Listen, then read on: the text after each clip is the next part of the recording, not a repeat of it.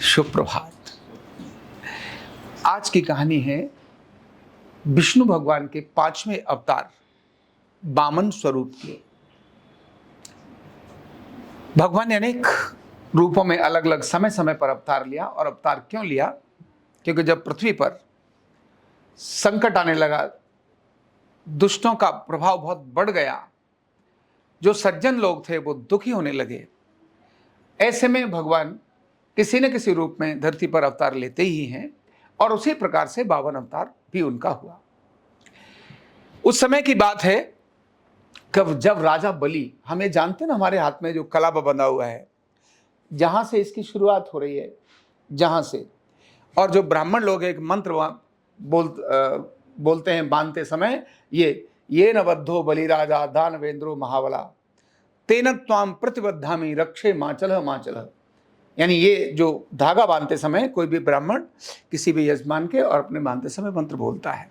ये तब से परंपरा है, और कहानी जो पूरी है वो हमारे को बहुत बड़ी सीख भी देती है। बलि एक बहुत बड़ा राजा हुआ, लेकिन वह दुष्ट प्रवृत्ति का था, वह आतंकवादी प्रवृत्ति का था, वो राक्षसी प्रवृत्ति का था तो बहुत बड़ा राजा। और उसने अपने पराक्रम से, अपने बल से पूरी पृथ्वी पर अपना राज्य स्थापित कर लिया। और केवल पृथ्वी पर ही नहीं, देवताओं पर भी उसने अपना अधिकार जमा लिया, और देवताओं को वो पीड़ित करने लगा।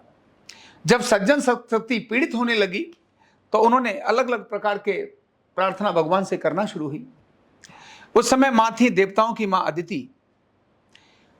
ये सारा संज्ञान जब उनके पास पहुंचा तो उन्होंने अपने पति कश्यप जी से बात करके एक व्रत रखा, और व्रत रखने, विष्णु भगवान का व्रत रखा, यानी एक ठाना कि मैं अब विष्णु के पुनः अवतार की एक प्रार्थना करती हूँ, उसके लिए व्रत करती हूँ, संकल्प लेती हूँ।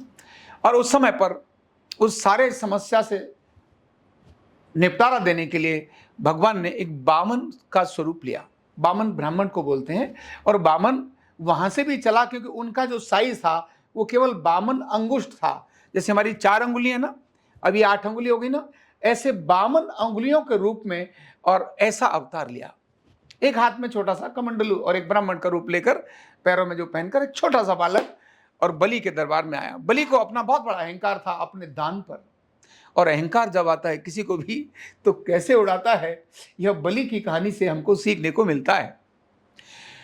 बलि को अहंकार था कि मैं तो किसी को भी दान, क्योंकि सारी पृथ्वी मैंने ले ली है, मेरे सामने कोई राजा टिक नहीं सकता, अब गरीबों की सेवा करना मेरा काम है, आओ जो भी मांगो मैं दे दूंगा आपको, ऐसा अहंकार उसके अंदर हो गया।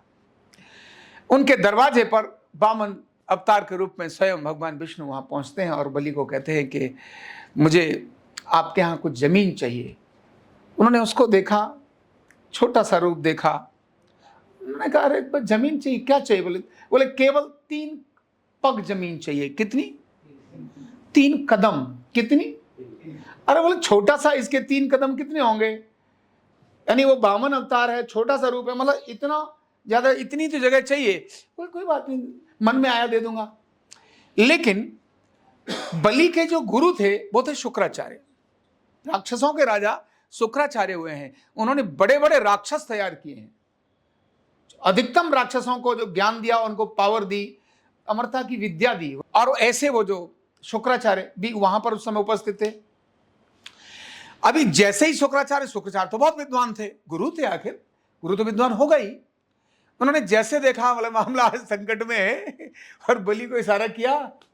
जब वो मांगा ना, उन्होंने कहा मुझे 3 पग जमीन दे दीजिए, तो शुक्राचार्य ने बलि को रोका, बोले ठहरो, इसको देना मत, ये वामन, ये भगवान का अवतार है, विष्णु, भगवान नहीं, ये विष्णु का अवतार है, और विष्णु बहुत गड़बड़ करता है, तेरे से देवताओं को भी फ्री करा देगा और सारा मामला तुझे अंदर कर देगा।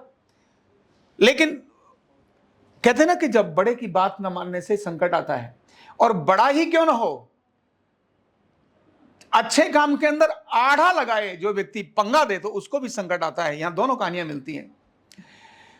उन्होंने कहा कि अगर ये विष्णु का अवतार भी है तो 3 कदम जमीनी लेने तो आया, और फिर मेरे पास विष्णु आएगा क्यों, और आएगा तो 3 कदम क्यों मांगेगा, युद्ध के लिए क्यों नहीं ललकारेगा, मेरे से राज क्यों नहीं लेगा, ये 3 कदम मांगने के लिए आया, ऐसा विष्णु थोड़ा ना हो सकता है। मैंने कहा नहीं कुछ नहीं है, आप शांत रहिए। क्या बोले? आप शांत हो जाइए। जैसे आजकल के बच्चे कहते हैं ना अपने माता पिता को, चुप रहो ना पापा, मुझे पता है सब। ऐसे तो बोलते ना बच्चे आजकल, मुझे सब पता है। छोटा बालक है तब तो कहता है मेरे पापा ही सबसे अच्छे हैं, जब थोड़ा सा बड़ा हो जाता है तो कहता है रहने दो ना। ऐसे ही शिष्य भी गुरु को बोलता है, अरे रहने दो ना, मैं कर लूंगा ना, छोड़ ना मेरे ऊपर, ए हो गया ना। सुनता नहीं है, तुरक से पड़क से उत्तर देता है। ऐसा ही बलि ने अपने गुरु को कहा कि कोई बात नहीं गुरुदेव, ये 3 कदम ही तो मांग रहा है, और बामन भी होगा तो मान लो विष्णु का अवतार, विष्णु की अवतार भी है, विष्णु का रूप धारण कर भी अगर आया है तो ऐसे मेरे पास आएगा क्यों, इतना छोटा क्यों मांगेगा। और इसीलिए उन्होंने कहा नहीं, देने दो देने दो। और देने के लिए ऐसे करके जो हाथ में ना कि मेरे उसके लिए मुझे दीजिए, तो वो संकल्प लेना होता है देने के लिए। कभी भी राजा, और राजा में नहीं, आजकल भी हमें कोई काम करना है, आपको मान लो मंत्र की शुरुआत करानी है, किसी भी चीज की शुरुआत करानी है, तो उसके लिए संकल्प करना होता है। संकल्प से ही सिद्धि मिलती है। संकल्प सिद्धि के विषय पर मैं किसी और दिन आपको बताऊंगा कि संकल्प लेने से किसी भी काम में सिद्धि क्यों मिलती है, बिना संकल्प के लिए क्यों नहीं मिलती, इस पर विषय फिर कभी लूंगा। लेकिन उन्होंने संकल्प लेने के लिए अब जल लेकर के संकल्प लेने का क्रम करना था। शुक्राचार्य को पता पड़ा कि यह मामला गड़बड़ हो जाएगा, जरूर मैं कुछ न कुछ तो काम करना पड़ेगा, इसको मुझे बचाना पड़ेगा। और शुक्राचार्य ने पहले रोका, जब नहीं रुका तो जंप मारकर उनके कमंडल में आराम से छोटा रूप धारण कर, क्योंकि ये सब कलाएं तो होती थी, छोटा सा रूप धारण करके और बलि के उसके उनके कमंडल में जाके पहुंच गए बामन भगवान के। अभी जैसे ही वो कमंडल में पहुंचे अंदर, उन्होंने ये सोचा कि मैं इसके अंदर अगर जाऊंगा तो पानी अंदर से बांध ही दूंगा, पानी को अंदर से आने नहीं दूंगा। जब पानी आएगा ही नहीं तो संकल्प कहां से लेगा भाई, संकल्प कहां से लेगा जब पानी को मैं बांध दूंगा। तो जैसे ही उन्होंने जंप मारी, उसमें एक छोटा सा तिनका था, और तिनका जाने से एकदम उनकी आंख में लगा, और तब से शुक्राचार्य की एक आंख खत्म हो गई। ये इस बात का संकेत देता है कि जब आप किसी अच्छे काम को होने से जब रोकते हैं, तब आपको भी उसका दंड का भागी होना होता है। इसीलिए कोई भी अच्छा काम अगर हो रहा हो, अच्छा जो कल्याण का काम हो, कोई दान का काम है, कोई पुण्य का काम है, कोई किसी को पुण्य कर रहा है, कोई दान कर रहा है, उसने चुपके आंख मार दी, सुन ये बड़ा निकम्मा है, इसको थोड़ा इतना दे दियो, आंख मार दी, इसका मतलब उसकी आंख जाने वाली है, ये बात बताता है। तो शुक्राचार्य उसके अंदर गए, उनकी आंख फूट गई। उस आंख फूटते ही पानी जो है उनके कंट्रोल में नहीं रहा, और उन्होंने संकल्प कराया, और संकल्प करने के लिए बोले ठीक है 3 कदम मैं आपको देता हूं। संकल्प हो गया, उन्होंने कहा नापो, और जैसे उन्होंने नापी तो 2 डग में तो पूरा पृथ्वी और आसमान आकाश सब कुछ नाप दिया उन्होंने। अब उन्होंने कहा तीसरा पैर कहां रखूं। उन्होंने कहा भाई 2 कदम के अंदर सारी सृष्टि नाप दी, अब मैं तीसरा कदम कहां रखूं। तो बलि के सामने बहुत संकट था तो अहंकार, लेकिन दानवीर भी था। उसने कहा कि अब ये तीसरा कदम आप मेरे सिर पर रख दीजिए, जिससे मैं भी आपके उसी में आ जाऊंगा। और बामन अवतार ने तीसरा पैर बलि के सिर पर रखा, और रखने के बाद जो बलि का अहंकार था वो उस समय टूट गया। उन्होंने कहा कि मैं सोचता था तुम छोटे से, अरे इतना सा छोटा क्या मांगेगा, जो मेरा अहंकार था मैं सब कुछ दे सकता हूं, आज मेरा वो अहंकार टूट गया है कि मैं ही सब कुछ नहीं दे सकता हूं, कुछ और भी शक्ति है जो इस दुनिया के अंदर है। अपने को देने के बाद उस समय जो बामन भगवान थे वो अपने फिर से स्वरूप में आ गए, विष्णु के स्वरूप में आ गए। उन्होंने कहा कि मैं तुम्हारे दान से बहुत प्रसन्न हूं, इसलिए मैं ये तो नहीं कहूंगा तुम क्या मांगो, लेकिन मैं, हाँ तुमने अब मुझे सब कुछ दे दिया है तो मैं तुम्हें पाताल लोक का राज्य आपको देता हूं। कहां का? पाताल लोक का राज्य। इसीलिए पाताल लोक का राज्य उनको दे दिया। अब पाताल लोक कहां पर है ये सोचने का विषय है, इस पर मैं फिर कभी बताऊंगा कि पाताल लोक कौन सा है, स्वर्गलोक कौन सा है, हम किस लोक में रहते हैं, तो पाताल लोक कौन सा है तो इसी पृथ्वी पर ना। अभी यहां से अगर हम जाएं तो पृथ्वी का ये भारत है, भारत के नीचे भी तो लोग रहते हैं ना, जमीन के नीचे भी तो लोग रहते हैं, तो वही चीज कैसा बोलते हैं।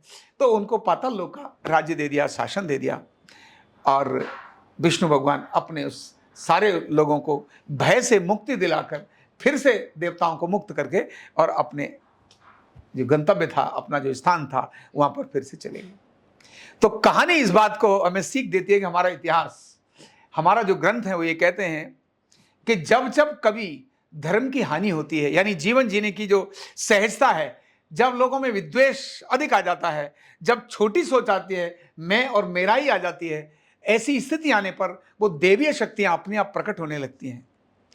सज्जन लोग जब दुखी होने लगते हैं तब भगवान स्वयं होकर अपना अवतार लेते हैं, लेकिन छोटे मोटे पर नहीं कि भाई ने भाई को मार दिया तो भगवान अवतार लेगा, ऐसा नहीं है। एक बड़ा विध्वंस होने की स्थिति जब होती है, उस समय पर भगवान स्वयं अवतार लेते हैं। एक बात। दूसरी बात, अच्छा काम अगर कभी हो रहा हो तो उस अच्छे काम को रोकने के लिए पंगा नहीं लेना चाहिए, नहीं तो क्या चली जाती है, आंख चली जाती है। और नंबर तीसरी बात, जब बड़े किसी बात को बोलें तो एक पल सुनकर उस बात को विचार जरूर करना चाहिए। जब हम उस बात को विचार नहीं करते और हम अपने अहंकार में वो सब कर डालते हैं, नहीं मैं कर दूंगा, हूं ना मैं, तो बस मैं आते आते ही व्यक्ति अपने विनाश का स्वयं कारण बन जाता है। बहुत बहुत धन्यवाद।